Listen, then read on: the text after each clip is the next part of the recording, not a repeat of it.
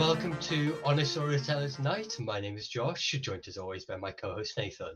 Hello. What have you been up to, mate? How have you been? So the past week, it's just usual stuff, work, YouTube, everything else. But I did have an interesting Sunday yesterday. Me, the other half, Jack, and my mum went out to Cardiff and went to the Ivy for afternoon tea. It was rather nice. Ooh, It okay. was quite a swanky place. It was not bad. It was good. But the main reason to going out to Cardiff, Justin Yeah. Hayward, and fantastic. Wanted to see him live like my entire life. So yeah, it was an experience for me. No, but maybe not everyone else was quite as into it as me, but I don't get it. And he did, my two favorite songs, Night and White Satin, obviously classic Moody Blues, and my favorite song of all time, Forever Autumn, All the Worlds. And his voice has aged, but he can still sing. It was just, absolutely loved it. It was well worth it. Definitely like a 28-year-old bourbon type of situation there. Yeah, Aged nicely. Can't fault it. He is really good. He can't hit the high notes quite the same way, and he has to change the way he sings a little bit. But it's still him, and the music was great, and it was it's what I've wanted for a long time, and I never thought I'd get the chance to see him, especially since everybody else from the Moody Blues has now passed away. Sadly, he's the last surviving member of the Moody Blues now. One of them died the other week, so he did kind of do a dedication to the whole band because he is the last now, which is kind of sad. But yeah, it was good. The guy that did a couple of tracks before him was actually his guitarist for his current kind of touring band, a guy called Mike Dawes, and he was okay. He was quite good, but he's one of those people, he uses all parts of the guitar. So, Okay. he bangs it a lot and scraping and all sorts of weird stuff, which I'm not necessarily into. The guitar stuff was fine, but the banging the guitar like as a drum and all of that, I'm not so into. But he was talented and he was quite good, so that was quite interesting. But how about you? Well, other than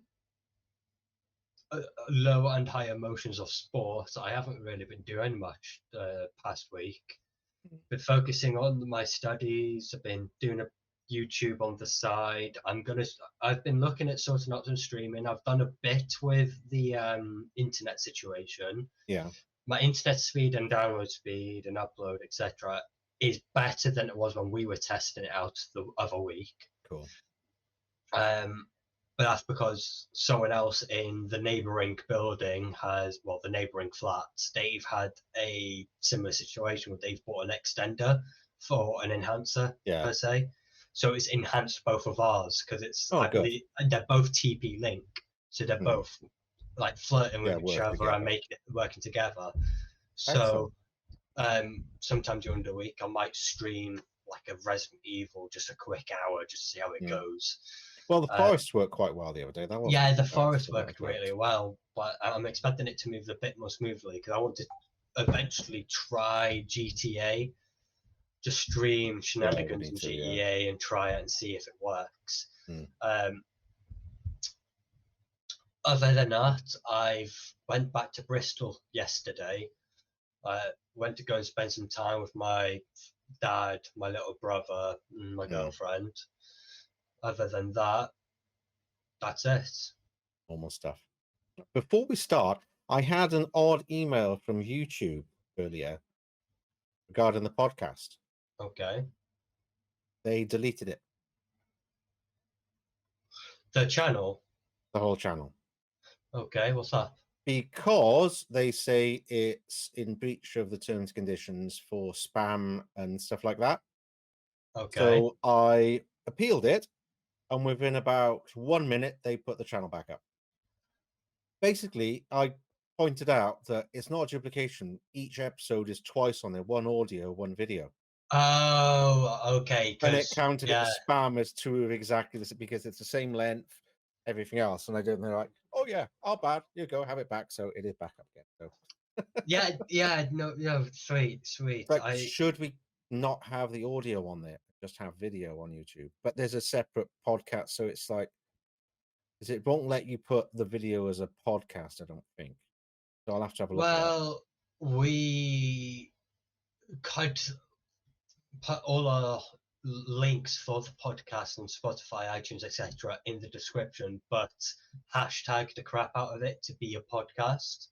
No, but the thing is, we do already have it as a podcast because the audio podcast is an RSS feed directly from Spotify, but you can't do that with the video, only the audio. So I've been uploading the video manually to YouTube. But I've been changing the title, but obviously it's the same audio track and it's exactly the same length. So, but they finally said, if you want, I can, just only have the one uploaded and like stop the RSS feed. So we've just got the video podcast, but they opened it back up. It's like, okay then. So all good. Worried me when there's like, we've deleted your channel. It's like, oh shit. That's good now. Sorted it. That's cool. Right, bro. Well, are you ready to crack on? I am indeed. Well, I think everyone remembers the past 3 weeks of my hosting. It's been the tier list of Destiny weapons. We're going to finish it off today because we are going up to the icebreaker. And I've already spoken to you about it, but for everyone at home, I have got something else planned for the other half of today's podcast, just in case we finish a bit early. Here it goes. Right, so we left off with, we finished last episode with I forgot its name, but the bow and arrow that you got from the dungeon. Yeah, the one with the circles. Yeah, where is it? There. Yeah, that's so it. Now we're finishing off all of this down here. Yeah. Right, so first up on the list is Final Warning. Final Warning, it's exotic perk. Where is it hiding? Here we go.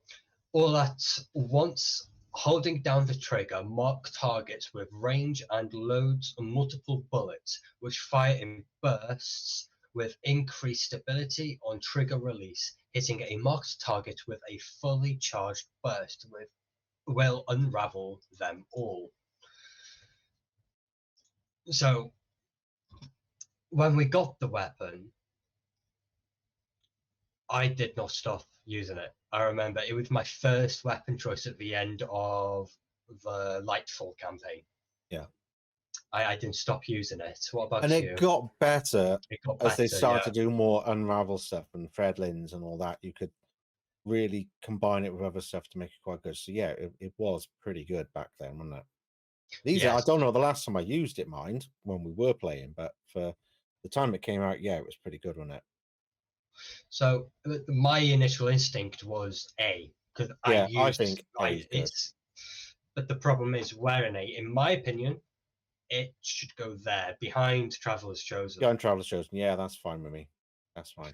Because it was good, but it lost its kind of charm when we lost some of the other stuff to go with it, like the seasonal artifacts and stuff, because there was a lot of kind of strand stuff going on. And then once it wasn't strand focused, it kind of just became a bit, it's okay. Well, the next weapon, which we both haven't got, is Conditional Finality, the one that has Stasis and Solar. So we're going to put that in. We don't have. Nope. However, the next one is Deterministic Chaos. The Deterministic Chaos Exotic Power Machine Gun. We did get this. Really? Yes, the one where we had to take Nimbus through the Black Garden. I can't even remember. That's how good it is. So what does it do? I can't remember. So what's this perk? So Vex Decimal, strong against shield-piercing barrier champions. While holding down the trigger, every fourth heavy metal projectile also weakens targets on impact. Heavy metal. Whilst holding down the trigger, every fourth bullet becomes a heavy projectile that makes targets volatile on impact. And for us to be able to rank it, I'm going to get an image up. Because otherwise it will be one person, but we've both got this. Yeah, I kind of remember having to use it against the Vex Harpies and all that kind of thing as we went through the Black Garden. I remember bits of it, but not that much. Here's the images. Do you remember that? I vaguely remember using it, but only because we kind of had to during the mission. Because you picked it up and you had to use it to do certain things, didn't you? Yeah, but And I didn't use it after that point, I don't think.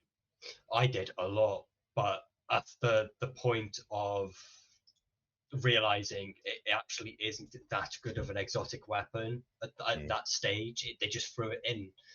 I stopped using it, and in my opinion, it's a decent machine gun. It's not the best. It's okay, yeah. It's an average exotic machine gun. It's okay because it does volatile and stuff, but it's not kind of, it doesn't stand above much.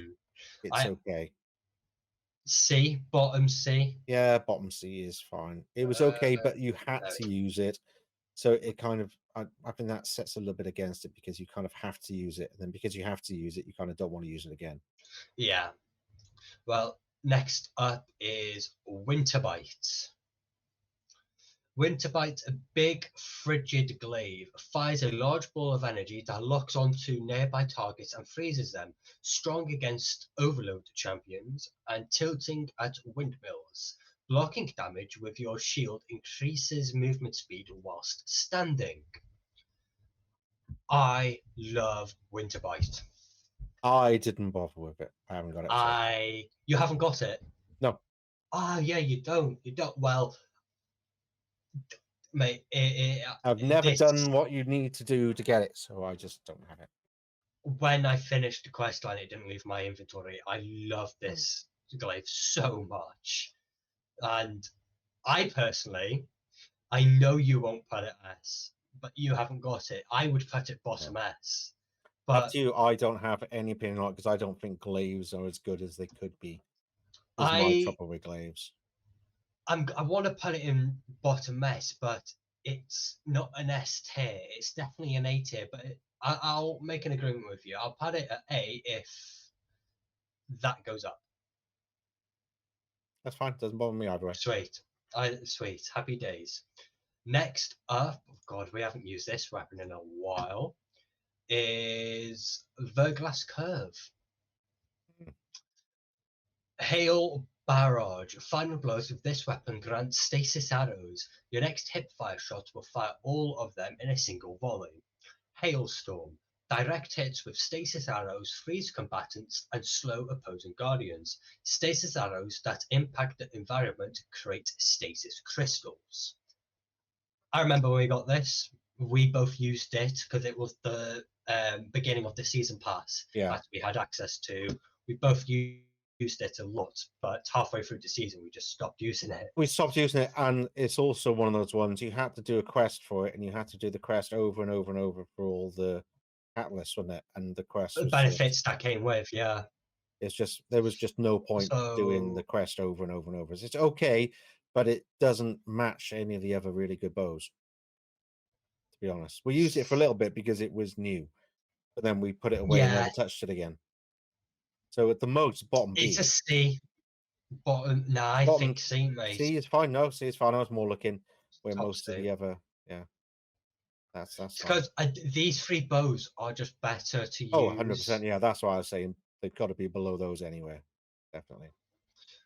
Well, next up is another glaive called the Vexcalibur for Ishamir.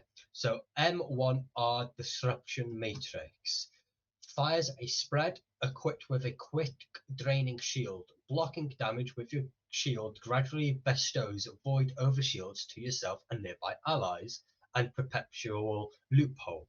Deal additional melee damage whilst protected by an overshield. Defeating targets with melee final blows while the overshield is active will refresh it. Did the quest. You didn't. Did the end a couple of times. Remember, we tried to do it, and every time there'd be an issue with it. So I never finished it, and I just didn't go back to it then. There was always problems, if you remember. There was always some kind of weird glitchy thing going on. There was some which kind of fit the aesthetic, surprisingly. But it just put me off doing it, so I didn't bother.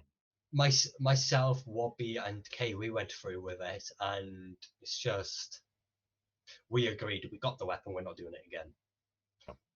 the quest, you had 15 minutes to do the quest, and it was a 20 to 25-minute mission. It wasn't dreadful. supposed to be 15. It was definitely 20 to 25. Mm-hmm.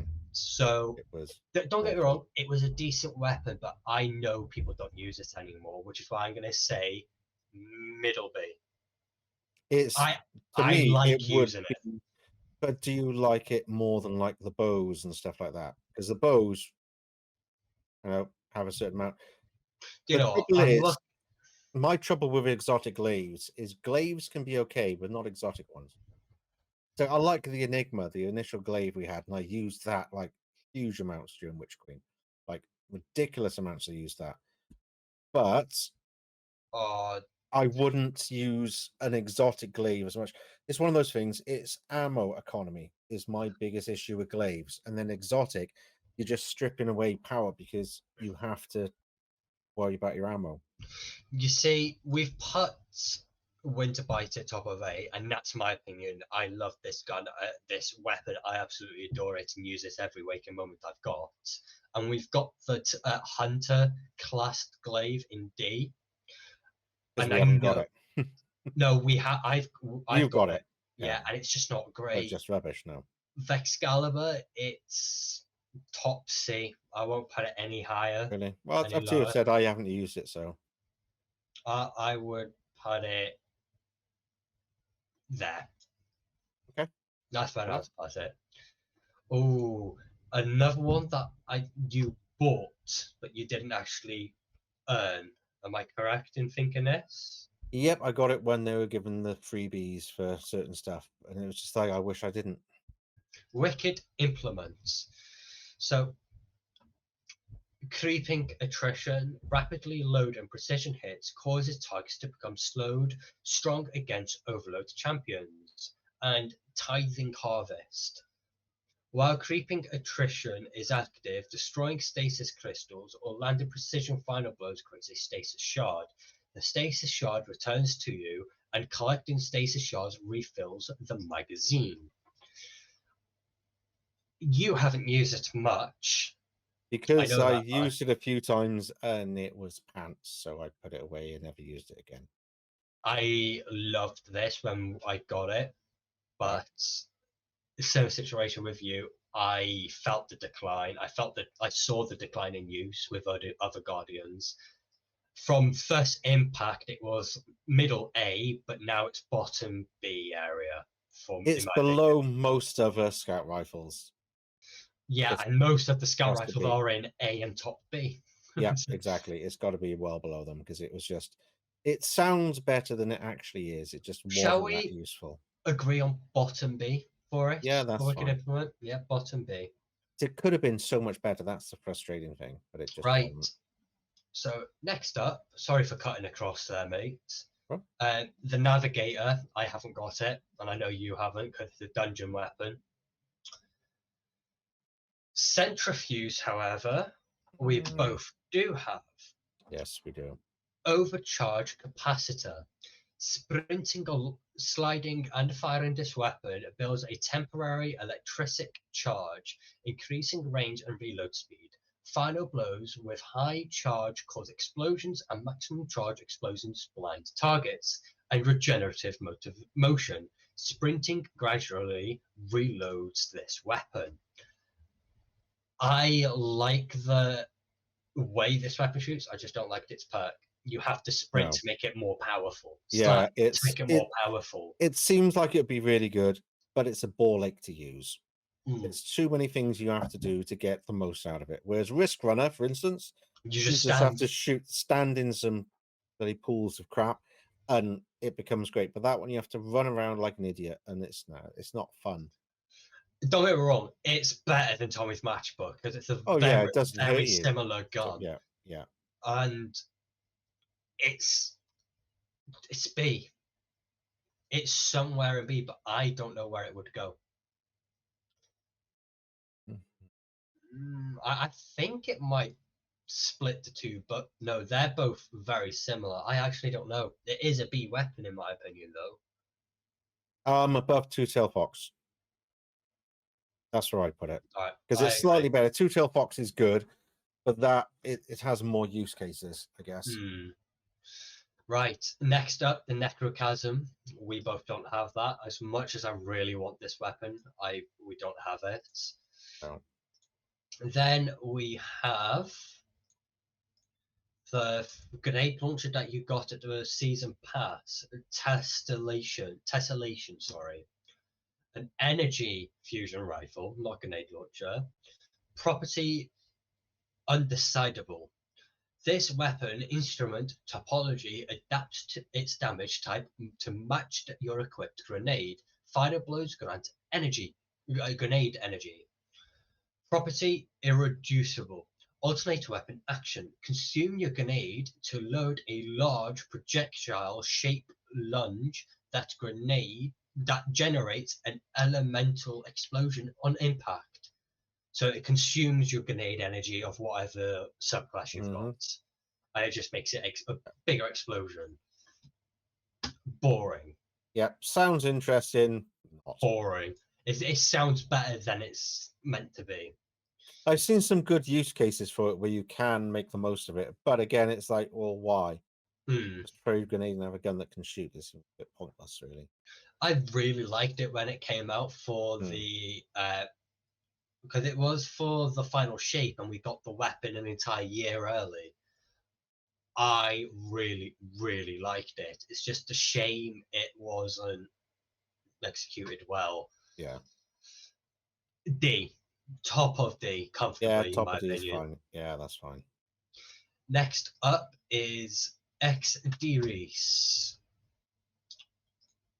So, Exderis, corrupted nucleosynthesis. This weapon enrages when dealing or taking sustained damage, gaining increased rate of fire while enraged. Loyal Moths.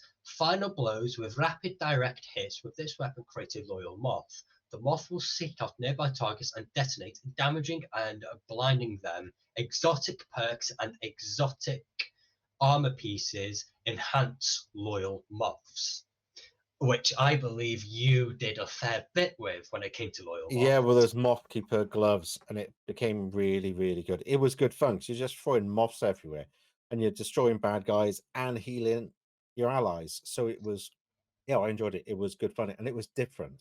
That's what I liked about it. What my favorite thing about it is not what it does, is what it complements. It complements the Hive Knights because Queenbreaker F complements the Randalls from the Elixni and Captains, all of those long charge shots that just wipe you out somehow. Exderis is a grenade launcher from Hive Knight. Yeah, exactly. And it's so much fun having a weapon that we faced so many times and having a similar one to ourselves. It's great. And it's actually not that bad. It's actually a really, really good grenade. And when you combine it with enough different, like I said, like using the gloves that turn all your grenades into moths as well, everything else, it just becomes a lot of fun to do. Yeah, I loved it. I think it's a brilliant game. I think it's A, but definitely. I'm going to put it above Divinity, just above Divinity there. That sounds good. Oh, next up, this is when we slowly started to see the slow descent in Destiny, because they were relying on exotic missions having constant missions inside of them. Wish Keeper. So Wish Keeper, Snare Weaver, precision hits and final blows build energy towards a Snare Weaver arrow that can be fired from the hip on impact. Snare Weaver arrows create a pattern of traps that suspend nearby targets. Silkbound Slayer. This weapon deals bonus damage to suspend targets. Gain faster draw time for a short duration when you suspend a target from any source or damage a suspended target with this weapon. Great idea when it came out. It was D or F for me. It doesn't do it. And once again, the mission was just frustrating as hell. It's there's another bow that we've ranked. I don't remember which bow it is, but it's the perfect opposite to what it was.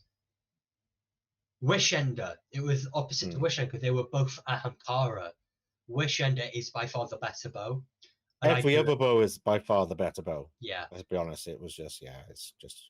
And it was the mission. You do it once, and you just do not want to do it again.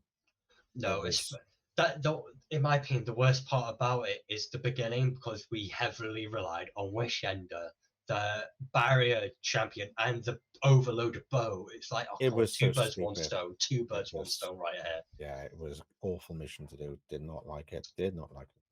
However, this weapon, I still want this weapon. I know, I wanted that and just didn't get it. Buried Bloodline. I so want this weapon, but we haven't got it. Nope. Next up, however, is Hothead.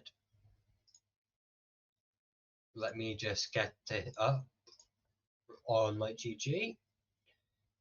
Hothead? No, it's Dragon's Breath. What am I on about? I'd say Hothead isn't an exotic. No, Dragon's Breath. Composite propellant. Rockets embed themselves in struck targets and periodically eject incendiary fuel that inflicts scorch. The longer this weapon goes without firing, the more fuel the next rocket contains. Strong against unstoppable champions. High octane. Igniting nearby targets partially replenishes fuel.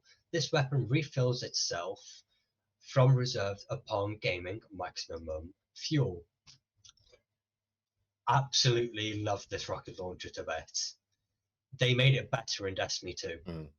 Never played it in Destiny 1, because I've hardly played Destiny 1, to be honest. I played it a little bit, but didn't end up playing that. In Destiny 1, this was arguably better than Gjallarhorn, and Gjallarhorn was arguably better than Dragon's Breath, but Dragon's Breath here in Destiny it was 2, quite fun to do, being able to like just scorch everything and doing all that. It was, for a rocket launcher. See, I would put it in A, but for me, it's top row. Would you agree, or would you? I wouldn't, because once again, it's a rocket launcher as an exotic, and I'm not. It doesn't. Okay. I think a lot of times you can get away with a normal rocket launcher and a better exotic. Its perks are okay, but they're not gonna change the tide of war. You know what I mean? Okay, yeah. Then say middle to bottom A. Yeah. I would put it above Skyburners. Yeah, that sounds good. That's just above Skyburners. It doesn't hit as hard as a heavy weapon should, such as this very in particular sniper rifle here, which I completely forgot. The Whisper of the Worm. So it's not as heavy as Whisper of Worm, but it makes up. It's good, but what case are you going to take it over a different exotic? That's the thing. And if you need an exotic rocket launcher, you're going to take Gjallarhorn on. Yeah, just because of the 100% power of the time. It'll help everybody else with rocket launchers. So it's more of a fun weapon to use in like Nightfall or something. Yeah, definitely. It's a good way of getting Balls of Light as well. So next up is the Khvostov ZMG 0X Enhanced. The right choice. Every 7th bullet from this weapon ricochets to nearby target and shoots to loot. Shooting an orb of power picks it up. Shooting an ammo brick picks it up and automatically reloads all of your equipped weapons from reserve, which just makes Khvostov better. I love this gun so much. It's good fun. I would put it middle A. Middle A is fine because it's really good, but once again, there's better choices for a lot of things, but it's one of those kind of, it's good wherever you want to use it. It doesn't need a specific type of content to use. You could just use it most places. So I'd put it above the Manticore. In my opinion, it is a better weapon than everything below it in A. Once again, Manticore I'd use in specific situations, yeah, and it executes very well at those set specific instances. Yeah. Right, next up is Euphony, which neither of us have because it's the raid weapon. Yep, don't have it. However, Still Hunt, I love this gun. Still Hunt, Cade's Retribution. picking up other power or land precision hits to charge this weapon's super bar. Once full, alternate weapon action to fire golden gun shots. Sharpshooter. This weapon gains passive bonuses to target acquisition, aim down sight, speed, and flinch resistance. The bonus increases when this weapon super mode is active. I love Cade Retribution for this gun. Good. Still Hunt is amazing. And combining it with Golden Gun anyway, and it's just you've got Nighthawk. Nighthawk is just brilliant on it. I think, mate, for me, it's got to be the first sniper in S. Yeah, 100%. It's if you're going to take a sniper, then you take Golden Gun. Let's be honest. You know, if you need a sniper, that's going to blow every other sniper out of the water. I would put it behind Quicksilver Storm. That's perfectly where I would put it. Yeah, because Quicksilver does better on it because of the utility of using it anywhere. Whereas that you want something powerful to take down. You're not going to take it on normal content because it's just so powerful. It's just you'll only use it for certain things and you'll keep it for a boss. You won't just pull it out. Whereas Quicksilver, you'll use it on anything. Yeah. Next up is a very, very, very good sword, Ergo Sum. So I'm not going to read out the exotic perks because there's 1, 2, 3, 4, 5, 6, 7, all 8 of them. There's 8 exotic perks. But either weapons they copy is, I'll just say one weapon for instance, is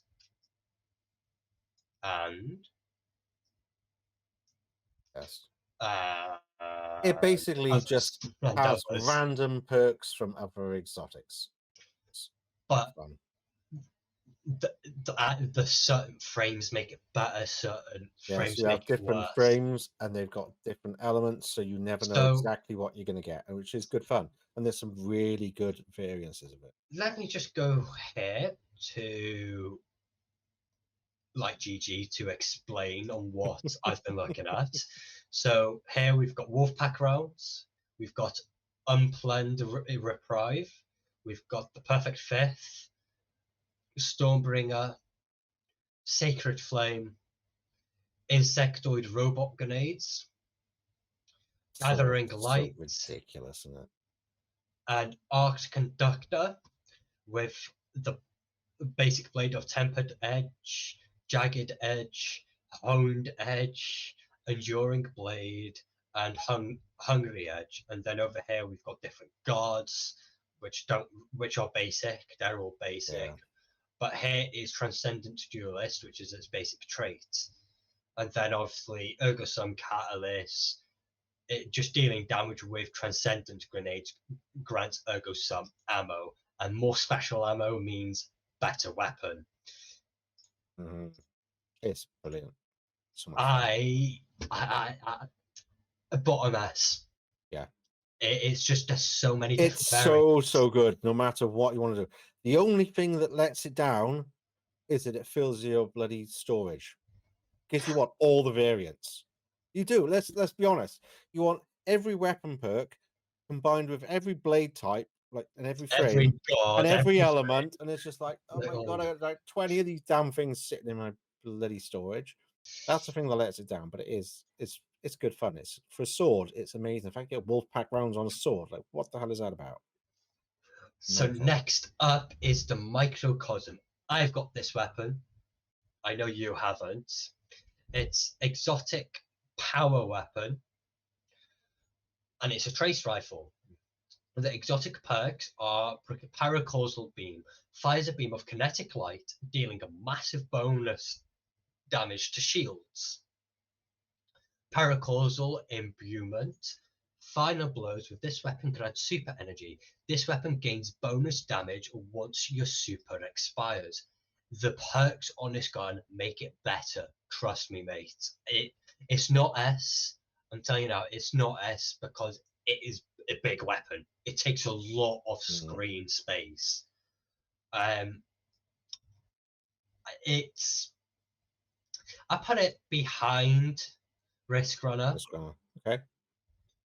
only on the basis that it is a big weapon. It takes up most of the screen, but it could well make S because of it being kinetic, an exotic weapon, no special ammo, and it is a great weapon. Yeah. And it acts as a heavy. It is a heavy weapon, but condensed into a kinetic. The kinetic ammo. It just makes it better. Yeah. Next up, we have Choir of One. Just like Exteris and the Queenbreaker, this is a chicken blaster. Not literally, but it fires what wyverns shoot, the 4 purple beams that separate and go bigger. So it's nice to have another enemy-based weapon. So speaking of exotic perks, Command Frame fires extended range heavy caliber projectiles at a reduced rate of fire, deals increased precision damage when aiming down sights. And Fanatical Lance, rapid final blows cause targets to explode into a pool of radiation fluid. Hip firing launches multiple projectiles at once in a slower moving spread pattern. Projectiles detonate on impact. Note, when we got this weapon, we quickly realized that down sight, it was an auto rifle. But to the hip, it was more of a scout rifle shooting slowly, but it had the hit of a shotgun. I don't know where I'd put this other than top B, low A. Yeah, because it seemed really good, but we used it as much as we didn't use it, if that makes sense. It's like we used it straight away and then put it away.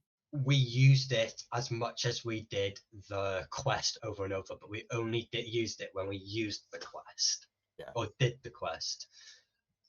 I would say in between these two. Yeah, that's fine, because it does have some good abilities, but is it definitely, or do you know what, I'm putting it beneath Devil's Ruin and Cryesthesia, because they're both similar weapons. They just are different, but Choir of One, it would be middle A, but over time it's gone down in value. Next up is definitely something that didn't perform well in Destiny 2 that it did perform well in Destiny 1 is Red Death Reformed. Redemption, final blows with this weapon cure you and increase reload speed. Reloading after final blows cures nearby allies. Definitely one of the best exotic perks in the game, in my opinion. But inverse relationship, when you deal damage with this weapon, it gains increased handling, takes reduced flinch, and movement speed is increased for a short time. When you are at reduced health, this weapon deals additional damage. I didn't like Red Death Reformed in Destiny 2. I just preferred Red Death in Destiny 1.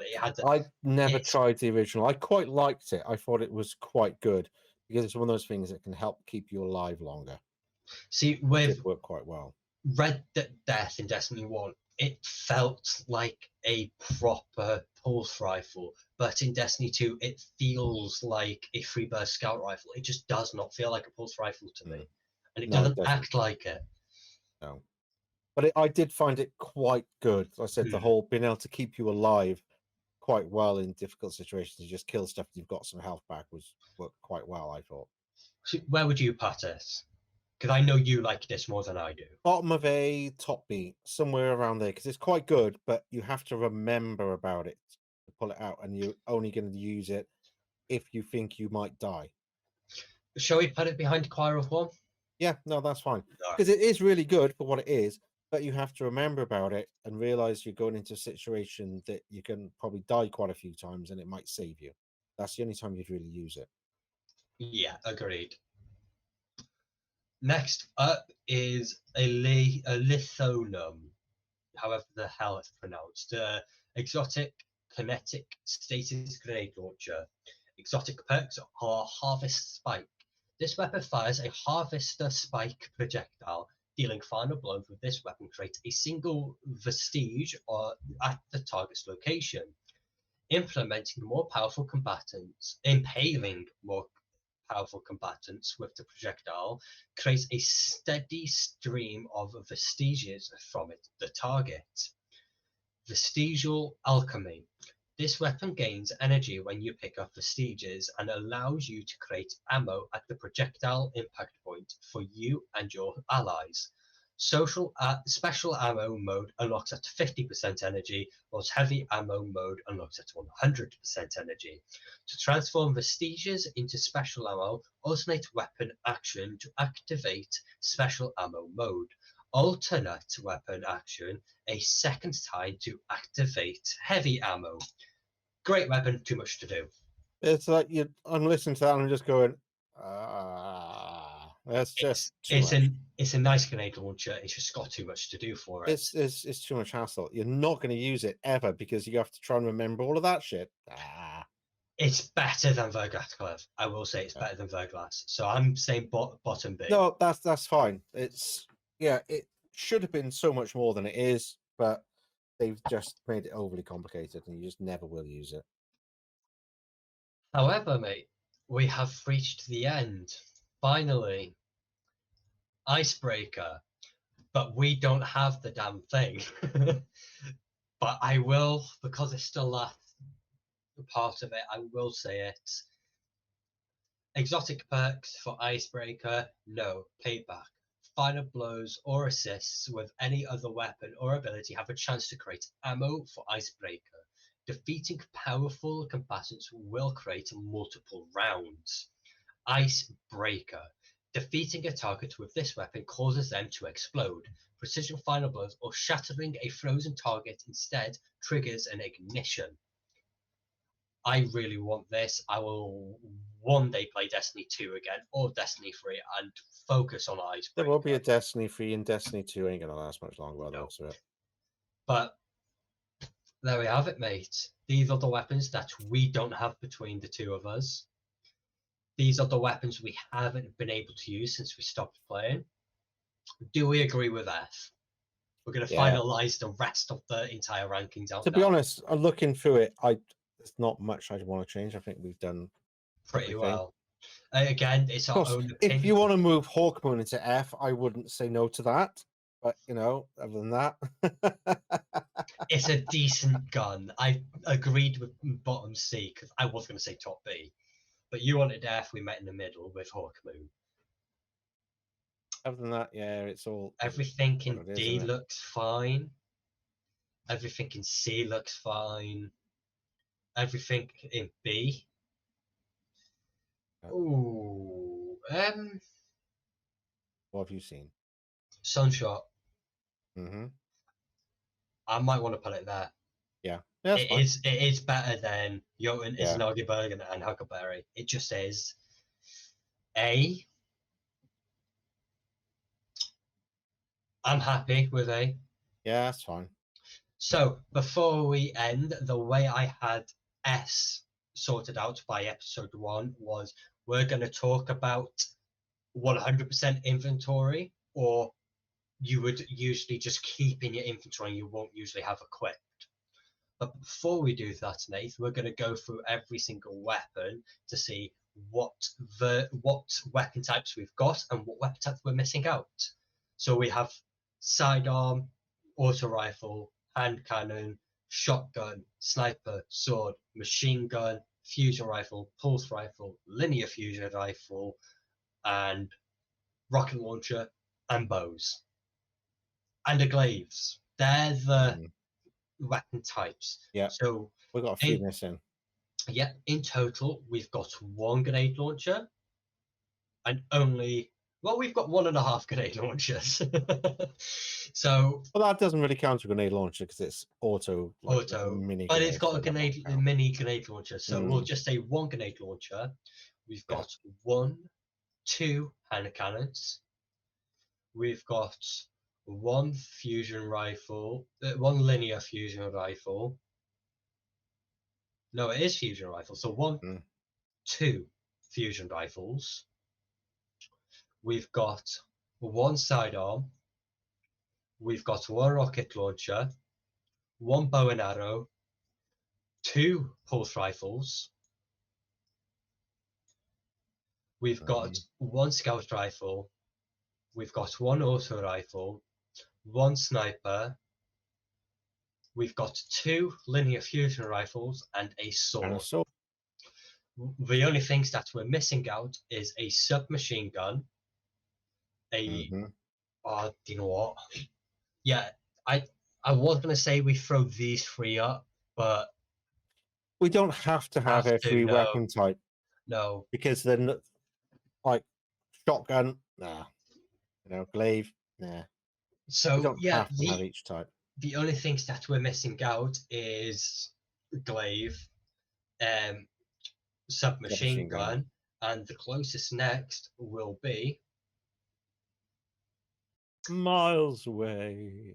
God, we don't even have a shotgun in A. Wow. No, because they're not very good. Exotic ones. What good exotic shotguns are there that we've used? The highest one is Chaperone.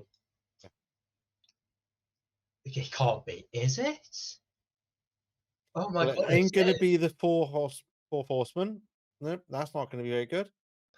Bungie, to revive Destiny 2, you need to make better exotic shotguns. Who cares about shotguns? Shotguns are very use case. They're not going to use it in everything here. That's the trouble. There are other shotguns, and they're ones that we haven't used.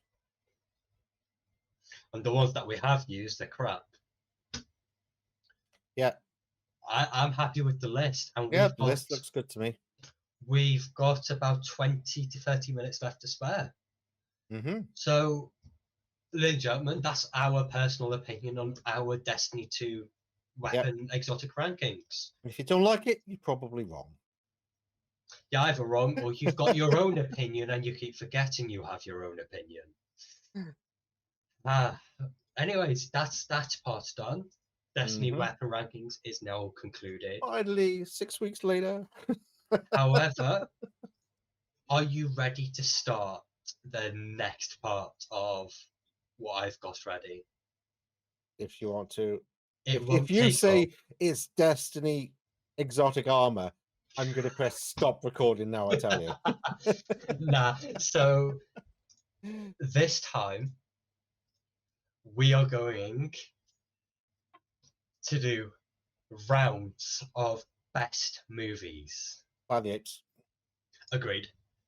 I haven't even seen Joker yet, and I don't want to. Ooh. So next up, I haven't seen part 2 yet. Neither. So going for films that both of us or one of us have not seen, that's not going through. We both have to have seen both films to go through.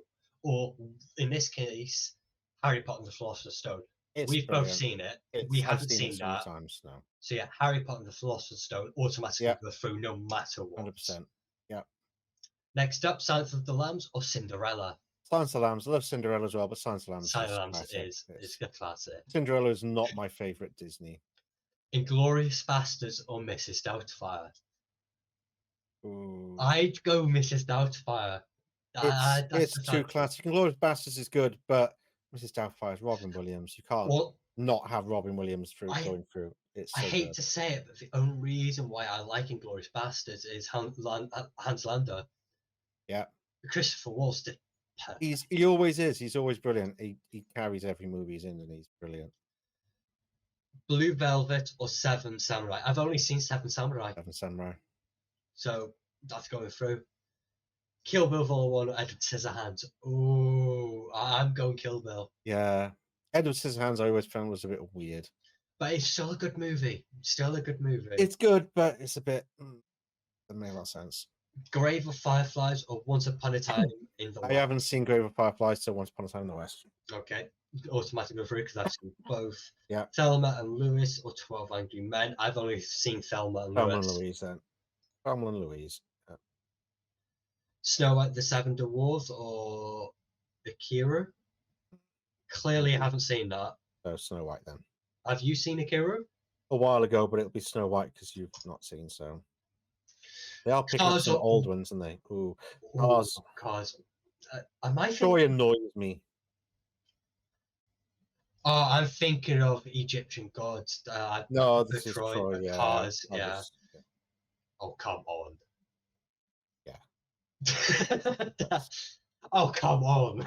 It's got to be. Really? Like it's going to even That's compare? no Truman Show is brilliant. That brilliant. poster was a bit weird.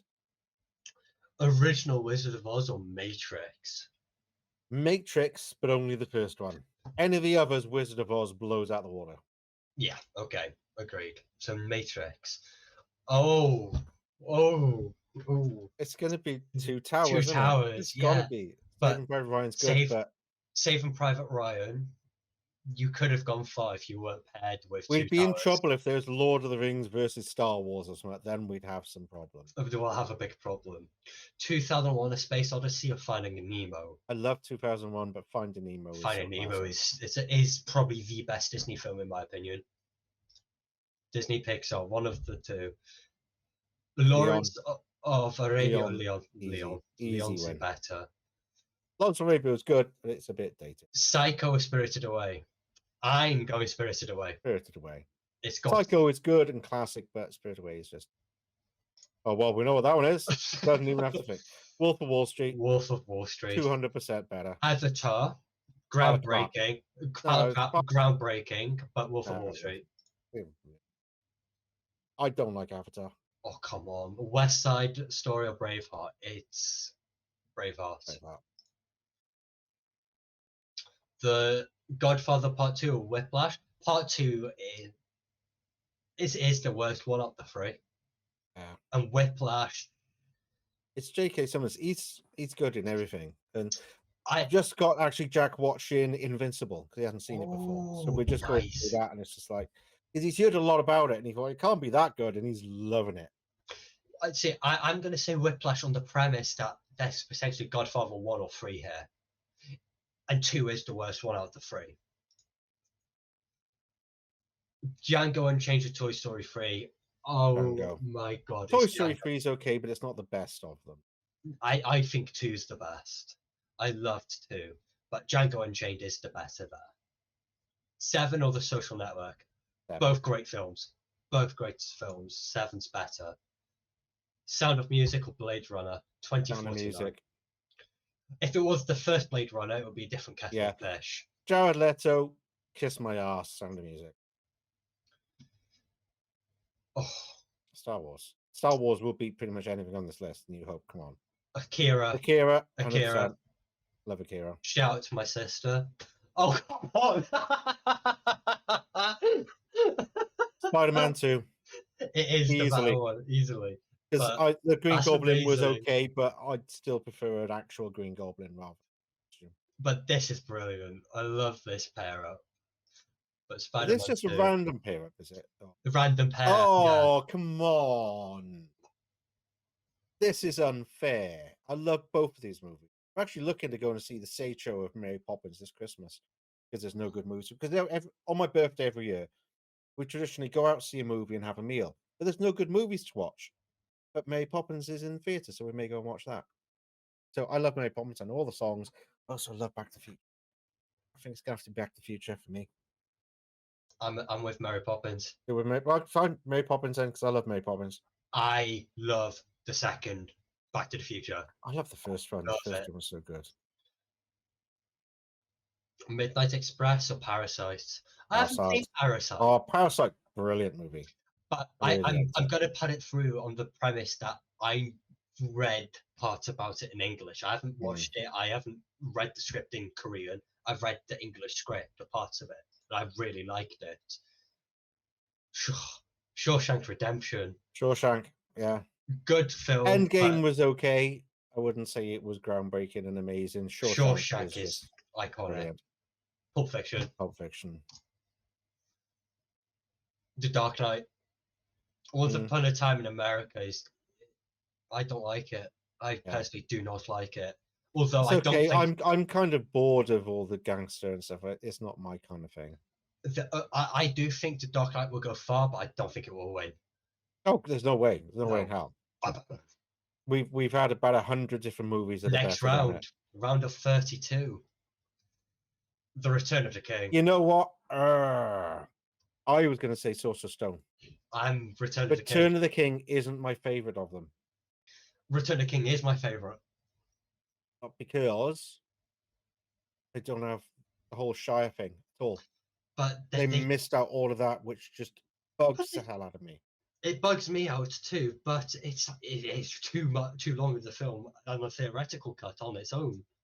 I know, but I'm sticking. I'm sticking with Return of the King. And I'd still say Harry Potter out of the two. All right, then heads or tails? It's gonna be. So, what are you picking? Are you picking heads or are you picking tails? I don't mind. I'll let you pick. Tails for Wales never fails.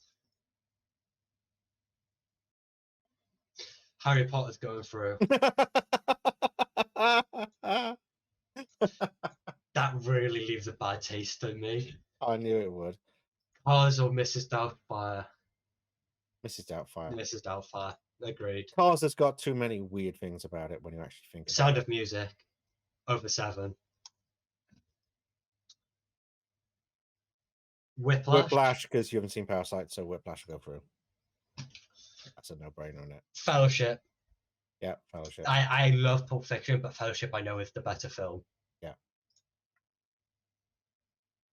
Two Towers. Once Upon a Time in Two Towers is a really good film. I do recommend it for people who like it's very westerns. Good. Like it's westerns, very good. But Two Towers there. Akira. I was about to say Akira is the better film here.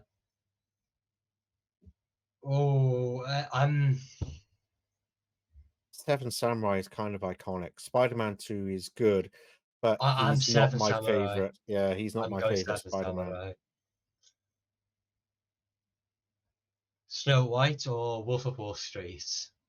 Wolf of Wall Street. Wolf of Wall Street. I agree there. Mary Poppins or Kill Bill? This is where my Mary Poppins journey ends. Yeah.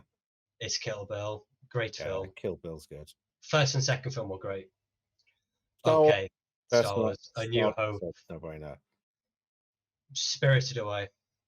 Yeah. Spirited Away was groundbreaking. Oh, I love it. One of my favorites. Finding Nemo. I love Leon, but I know Finding Nemo is just, I don't know. It's what film could you just put on in the background while you're doing stuff and just enjoy it without? It's Finding Nemo. Leon is brilliant, but you have to sit and watch it. Finding Nemo, you can kind of dip in and out of, and it's just fun. See, Leon is kind of a downer, isn't it? You know? Yeah, I was going to say Leon, but when you came up with what film can you put in the background, then you know exactly what's going to happen, and you're just doing stuff. Finding Nemo. Yeah, Leon, you have to sit and watch. Django Unchained or Braveheart? Yeah. It would be Django. Again, some things about Braveheart annoy me. Shawshank.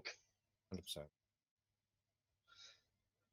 The Empire Strikes Back. Oh my God! It's like, yeah, easily win. There. They're putting some tough ones together. Speaking of tough ones, I hate to say it, Akira. Groundbreaking is. It is one Akira. That, it's Akira, isn't it? Although I love Spirited. Great, but it's Akira. Away. It's like I absolutely love it. I got 2 damn posters here of Spirited Away, but I know Akira is the better film. Akira is brilliant. Shout out to I knew it. Empire Strikes Back. Empire is amazing. It is the Empire. We can end up with New Hope versus Empire, won't we? Yeah, we will do. Kill Bill over Mrs. Doubtfire. New Hope. New Hope. It's going to be Star Wars versus Star Wars. The Two Towers. Two Towers, yeah. Finding Nemo. Shawshank Redemption. Shawshank, yeah. It's getting easy now. Harry Potter. Harry Potter, yeah. New Hope. Yeah. Or Empire. Going to be Empire. It is going to be New Hope versus Empire, isn't it, at the end? Two Towers. Harry Potter's good, but it's not Two Towers. Shawshank. This is where the fairy tale ending here for Nemo is Shawshank. Shawshank is just too good on too many levels. Two Towers. That's a close one. I know it's close, but it's the Because Two Towers. Shawshank is brilliant, but yeah, Two Towers. But mate, you know what the semi-final is. Yes.